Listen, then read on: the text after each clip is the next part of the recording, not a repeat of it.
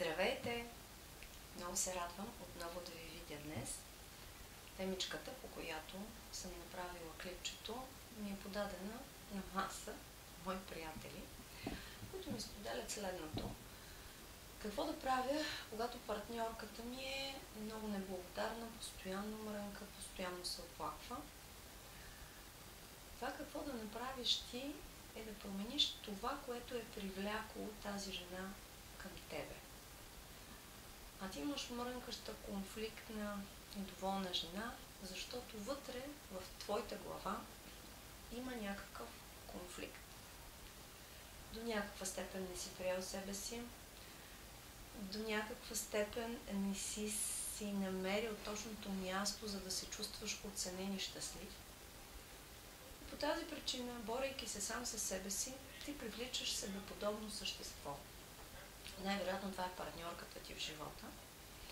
И най-вероятно ти също към себе си не изпитваш достатъчно благодарност и не си с достатъчно висока самооценка.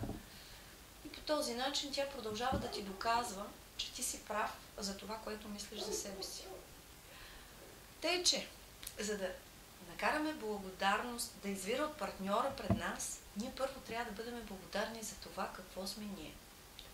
Ако искате щастлива връзка, щастието първо трябва да е в главата ви. Ако първо не е там, то няма как да се появи в реалния свят, защото вие не знаете как да го направите. Вие не знаете как изглежда. Модела ви е погрешен и когато стоите пред огледало, ще виждате същия погрешен модел в партньора си. Съвет. Отново казвам, това, което търсите в партньора, трябва да го имате първо във вашата глава.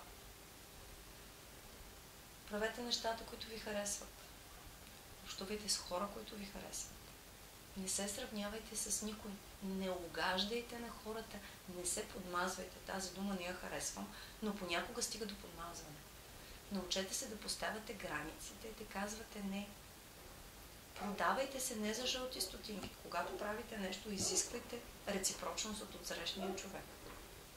Когато не сте във връзка, всеки един човек в определен период от живота е сам. Това не е никаква трагедия.